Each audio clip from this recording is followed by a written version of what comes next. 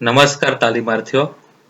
Course 3બ SY DElEd પદ્ધતિશાસ્ત્ર અને વિષયવસ્તુ અંગ્રેજી રજૂ કરતા ચંદ્રકાંત સી ગામિત અને છેલ્લા નંબર જે યુનિટ છે unit number 4 material development and learner assessment part 1 તેની વાત આપણે કરીશું.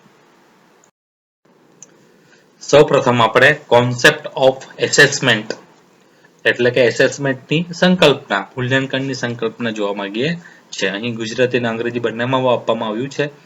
બીજો જે મુદ્દો છે તે જોઈશું આપણે. શિક્ષણમાં એસેસમેન્ટ એ અધ્યયનની ક્ષમતા માપવાના સાધન કે પ્રક્રિયા દર્શાવે છે. શિક્ષણમાં જે એસેસમેન્ટ શબ્દ છે, અધ્યયન એટલે જે કંઈક વિદ્યાર્થી છે એની ક્ષમતા માપવાના સાધન કે પ્રક્રિયા દર્શાવે છે. બીજું છે શિક્ષણમાં એસેસમેન્ટ એવી પ્રક્રિયા છે જેનાથી શિક્ષક જુદી જુદી પ્રયુક્તિઓ, જો એક જાતની એવી પ્રક્રિયા છે કે શિક્ષક અલગ અલગ પ્રયુક્તિઓ, સ્વાધ્યાય, અલગ અલગ પ્રોજેક્ટ, સતત મૂલ્યાંકન, વૈકલ્પિક કસોટીઓ દ્વારા અધ્યયન અધ્યાપનની ગુણવત્તા માપવા પ્રયત્ન કરે છે. એટલે ગુણવત્તા, જે અધ્યયનની ગુણવત્તા છે એ માપવાનો પ્રયત્નની વાત અહીં કરવામાં આવી છે. અને ત્રીજું છે જે સંકલ્પનાની વાત કરી રહ્યા છે આપણે, શક્ય હોય ત્યાં સુધી એસેસમેન્ટ શબ્દને લોકોના ઉપયોજન માટે લેવાવો જોઈએ. તે કક્ષાઓ ઔપચારિક, અનૌપચારિક પરીક્ષક પ્રમાણપત્રને આવરી લેતી પ્રવૃત્તિઓ છે. એટલે એસેસમેન્ટ શબ્દને આપણે ઉપયોજન માટે લેવાની વાત અહીં કરવામાં આવી છે. અહીં કોન્સેપ્ટ ઓફ એસેસમેન્ટની વાત કરવામાં આવી છે, સંકલ્પનાની વાત કરવામાં આવી છે. હવે આપણે આગળ કોન્સેપ્ટ ઓફ મેઝરમેન્ટ એટલે કે માપન એની સંકલ્પનાની વાત કરીશું. માપન ચોક્કસ નિયમો અનુસાર, માપનમાં નિયમો અનુસાર પદાર્થોની સંખ્યા માપણીની એક પ્રક્રિયા છે. નિયમો પ્રમાણે પદાર્થોની સંખ્યા માપવા માટેની એક પ્રક્રિયાને આપણે માપન કહેવામાં આવ્યું છે. માપન વ્યક્તિ કે વસ્તુ લાક્ષણિકતાઓના સંખ્યાત્મક વર્ણન મેળવવાની પ્રક્રિયા તરીકે વ્યાખ્યાયિત કરવામાં આવ્યું છે. એટલે કે માપનમાં સંખ્યાત્મક વર્ણન, જે કંઈક વસ્તુ છે, જે વ્યક્તિ હોય કે વસ્તુ હોય, એના લક્ષણોના સંખ્યાત્મક વર્ણન મેળવવાની પ્રક્રિયા તરીકે અહીં વર્ણવવામાં આવ્યું છે. ઉપર આપેલી વ્યાખ્યાનું વિશ્લેષણ કરતા માપન 3 પ્રાથમિક કાર્ય છે માપનમાં, એવું આપણે કહી શકીએ. તેમાં પહેલા નંબરનું છે ક્લાસિફિકેશન. માપનમાં શું હોય છે? ક્લાસિફિકેશન એટલે કે વર્ગીકરણ, વિશ્લેષણની વાત છે. બીજું છે ડિટર્મિનિંગ ક્લાसेस ઓફ નંબર. ડિટર્મિનિંગ એટલે કે નક્કી કરવું, ક્લાसेस ઓફ નંબર એટલે કે સંખ્યા, જે કંઈક નંબર સંખ્યા એ નક્કી કરવાની વાત છે. અને C assessing numerical values to things as per rules. નિયમો પ્રમાણે આપણે આગળ પણ જોઈ ગયેલા છે. નિયમો અનુસાર પદાર્થોની સંખ્યાની માપણી ની એક પ્રક્રિયા અહીં કહેવામાં આવી છે. એટલે 3 બાબતો અહીં કોન્સેપ્ટ ઓફ મેઝરમેન્ટમાં આપણે જોઈ શકીએ છે. અને એની વ્યાખ્યા પણ અહીં નીચે આપવામાં આવી છે.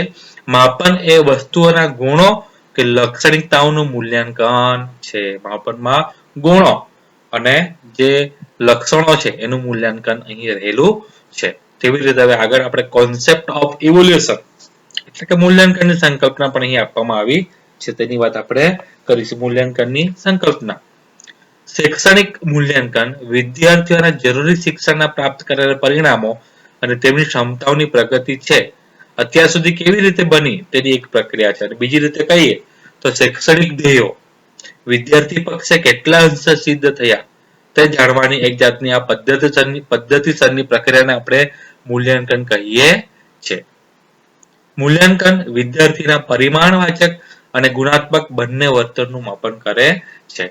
આપણે આગળ ઉપર જોઈ ગયા માપનમાં ખાલી સંખ્યાની વાત હતી, જ્યારે અહીંયા મૂલ્યાંકનમાં વિદ્યાર્થીઓના પરિમાણવાચક અને ગુણાત્મક બંને વર્તનનું માપન અહીં કરવામાં આવે છે. હવે આગળ આપણે assessing speaking and listening. Speaking એટલે કે કથન કૌશલ્ય એન્ડ લિસનિંગ એટલે શ્રવણ કૌશલ્યનું મૂલ્યાંકન કેવી રીતે કરવું જોઈએ. Using interviews, story telling and retelling. ઇન્ટરવ્યુઝમાં એટલે કે સમાલાપ, સ્ટોરી ટેલિંગ એટલે કે વાર્તા કથન અને રીટેલિંગ એટલે પુનઃ કથનમાં જે આ સ્પીકિંગ અને લિસનિંગ નું મૂલ્યાંકન કઈ રીતે થવું જોઈએ તેની વાત આપણે આગળ કરીશું.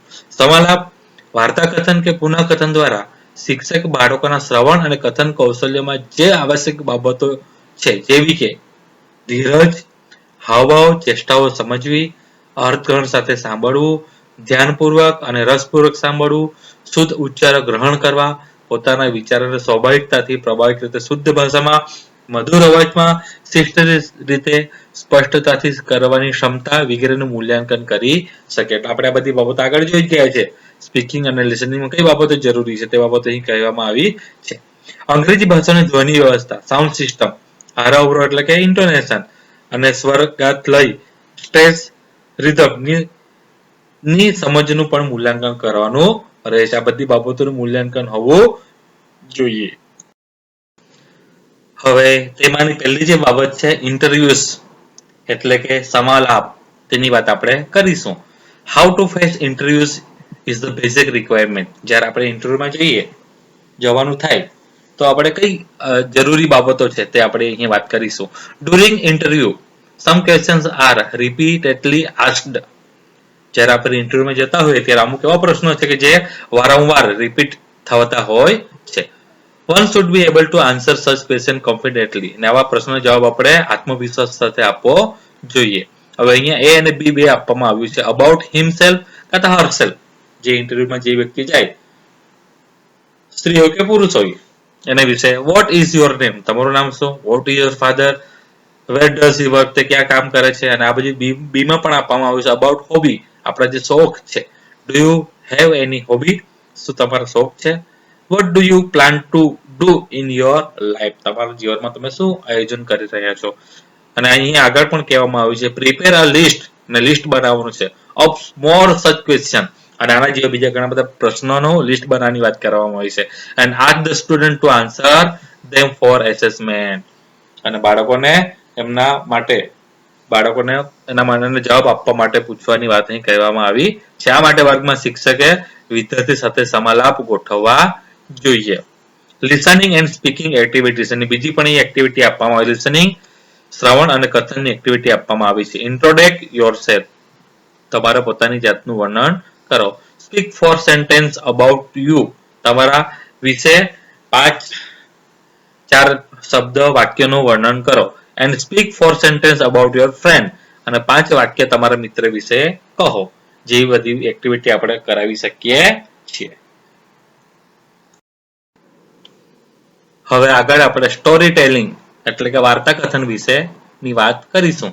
The teacher can evaluate there student, શિક્ષક પોતાના બાળકોનું ઇવેલ્યુએટ એટલે મૂલ્યાંકન કરી શકે બાય કોના દ્વારા, telling story, retelling story through activity. Telling story એટલે કે વાર્તા કહેવાની, અને રીટેલિંગ સ્ટોરી એટલે પુનઃ વાર્તા બોલવાની વાત કરવામાં આવી છે. થ્રુ એક્ટિવિટી, આવી એક્ટિવિટી પ્રવૃત્તિ દ્વારા શિક્ષક બાળકોનું મૂલ્યાંકન કરી શકે છે.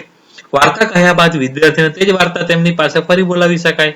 આમ આવી વાર્તાના માધ્યમથી વિદ્યાર્થીના શ્રવણ અને કથન બંને કૌશલ્યોનું મૂલ્યાંકન કરી શકાય છે. બાળકોને આપણે વાર્તા કહેવી જોઈએ. જ્યારે આપણે વાર્તા કહેતા હોય ત્યારે બાળકો સાંભળે, અને આમ બાળકોમાં શ્રવણ કૌશલ્યનો વિકાસ થાય, અને બાળકોને એ જ વાર્તા આપણે ફરીથી બોલાવી શકીએ કે જેથી કરીને બાળકોમાં કથન કૌશલ્યનો પણ આપણે વિકાસ કરી શકીએ છીએ. Assessing reading comprehension. Reading comprehension એટલે કે વાંચન અર્થગ્રહણનું મૂલ્યાંકન. મેટા લિંગ્વિસ્ટિક અવેરનેસની વાત અહીં કરવામાં આવી છે. વાંચનનો મુખ્ય ધ્યેય સમજણ કે અર્થગ્રહણનો છે. જ્યારે આપણે વાંચીએ છીએ ત્યારે સમજણ અને અર્થગ્રહણ જરૂરી છે. બાળકે સૌપ્રથમ છાપેલી માહિતી સમજવા માટે પહેલા શબ્દને ઓળખવા પડે. આપણે જાણીએ છીએ વાંચવું હોય તો પહેલા શબ્દને ઓળખવાની વાત કરવામાં આવી છે, અને તેનો અર્થ તારવી શકે તે જરૂરી છે. વ્યક્તિગત વાંચનમાં રહેલી વિવિધતા ચકાસવાનો અને વાંચવાની સાથે સમજણ કે અર્થગ્રહણની પ્રક્રિયાને પ્રોત્સાહન આપવાની વાત અહીં કરવામાં આવી છે. વાંચન મૂલ્યાંકનમાં મુખ્યત્વે વિદ્યાર્થીએ કેટલું અર્થગ્રહણ કર્યું છે તથા જે કંઈક અર્થગ્રહણ કર્યું છે તેનું અર્થઘટન પોતાના શબ્દોમાં કરી શકે છે કે નહીં તેની ચકાસણી કરવી જોઈએ. જો આપણે જોઈ ગયા આગળ પણ એની વાત કરી ગયા છે કે વાંચન મૂલ્યાંકનમાં વિદ્યાર્થીએ કેટલું સમજ્યા છે, કેટલું અર્થગ્રહણ કર્યું છે, અને તેનું અર્થઘટન પોતાના શબ્દોમાં કરી શકે કે નહીં તે પણ ચકાસણી વાત અહીં કરવામાં આવી છે. ઉપરાંત તે શબ્દ કે વાક્ય વાંચી શકે છે કે નહીં તે ચકાસવાનું હોય છે. નાના બાળકોનું વાંચનનું અર્થગ્રહણ ચકાસવા માટે તેમની સાદી સૂચનાઓ જેવી કે કેવી સૂચના બાળકોને આપવી જોઈએ? Stand up, go, look out of the window, વાંચવા તથા તે પ્રમાણે ક્રિયા કરવા માટે આપણે બાળકોને કહી શકીએ છીએ. હવે શિક્ષક વિદ્યાર્થીએ કેટલું અર્થગ્રહણ કર્યું છે તે કેવી રીતે ચકાસી શકે તેની વાત અહીં કરવામાં આવી છે. પહેલા તો અર્થગ્રહણ, બાળક કેટલું અર્થગ્રહણ કર્યું છે તે આપણે કેવી રીતે જાણી શકીએ? તો પહેલું છે, પહેલા તો આપણે અવલોકન દ્વારા આપણે જાણી શકીએ છીએ. બીજું છે વિદ્યાર્થીના વ્યક્તિગત રેકોર્ડ તપાસીને, જે વ્યક્તિગત બાળકોના રેકોર્ડ હોય છે તે ચેક કરીને પણ આપણે જાણી શકીએ છીએ. વિષય સંદર્ભે પ્રશ્ન પૂછીને, જે વિષય ચલાવવામાં આવ્યો હોય, જે એકમ હોય તેના સંદર્ભે પ્રશ્ન પૂછીને આપણે જાણી શકીએ કે બાળકો કેટલું અર્થગ્રહણ કર્યું છે. આગળ છે વિષય વસ્તુનું પુનઃકથન વિદ્યાર્થીના પોતાના શબ્દમાં કરાવીને. આપણે જે કંઈક બોલ્યા, દાખલા તરીકે વાર્તા કીધી બાળકોને, તો વાર્તા આપણે ફરીથી એ જ વાર્તા બાળકોને કંઈક તમે વાર્તા કહો, મેં જે વાર્તા કરી તે, અને એના દ્વારા પણ આપણે જાણી શકીએ છીએ. વિષય વસ્તુ અંગેના લેખન દ્વારા, જે આપણે વિષય વસ્તુનું જે કંઈક આપણે બાળકોને વાત કરી એના લેખન દ્વારા આપણે જાણી શકીએ છીએ. પછી જૂથ ચર્ચા દ્વારા, જે કંઈક વિષય હોય એને આપણે જૂથ ચર્ચા દ્વારા પણ આપણે જાણી શકીએ છીએ. ક્લોઝ કસોટી દ્વારા, ક્લોઝ કસોટી વાત આપણે આગળ પણ કરી ગયા છે. ફકરામાં અમુક શબ્દ કાઢી નાખવામાં આવે, ત્યારબાદ વિદ્યાર્થીને યોગ્ય શબ્દ મૂકી ખાલી જગ્યા પૂરવાનું કહેવામાં આવે છે. અને છેલ્લું છે મુખ્ય સારાંશની પોતાના શબ્દમાં રજૂઆત કરાવવી અથવા વાર્તાનો બોધ કહેવો. જે કંઈક વાત હોય એનો સારાંશ બાળકો પાસે આપણે કહેવડાવવું જોઈએ, અથવા તો વાર્તા હોય તેનો બોધ પણ બાળકો પાસે કહેવડાવીને આપણે કેટલું બાળક અર્થગ્રહણ કર્યું છે તે આપણે જાણી શકીએ છીએ. વાંચનનું મૂલ્યાંકન કેવી રીતે કરશો એવું અહીંયા પૂછવામાં આવ્યું છે. પ્રમાણભૂત સાધન સામગ્રીમાંથી કોઈ પણ એક ફકરો પસંદ કરો અને વાંચન બાદ વિદ્યાર્થીને કેટલું તેમાંથી અર્થગ્રહણ કર્યું છે તે માટે જુદી જુદી કસોટીઓ જેવી કે જો પેરેગ્રાફ આપવામાં આવ્યો બાળકોને અને અલગ અલગ કસોટીની વાત અહીં કરવામાં આવે છે. બહુ વિકલ્પ પ્રકારની કસોટી, નિર્ણયાત્મક કસોટી, ક્રમાનુસાર ગોઠવો, યોગ્ય ક્રમમાં ગોઠવો વાર્તાને, વ્યાકરણ અને શબ્દભંડોળની કસોટીઓ લઈ શકાય છે. આ રીતે આપણે વાંચનનું એસેસમેન્ટ એટલે કે મૂલ્યાંકન કરાવી શકીએ છીએ.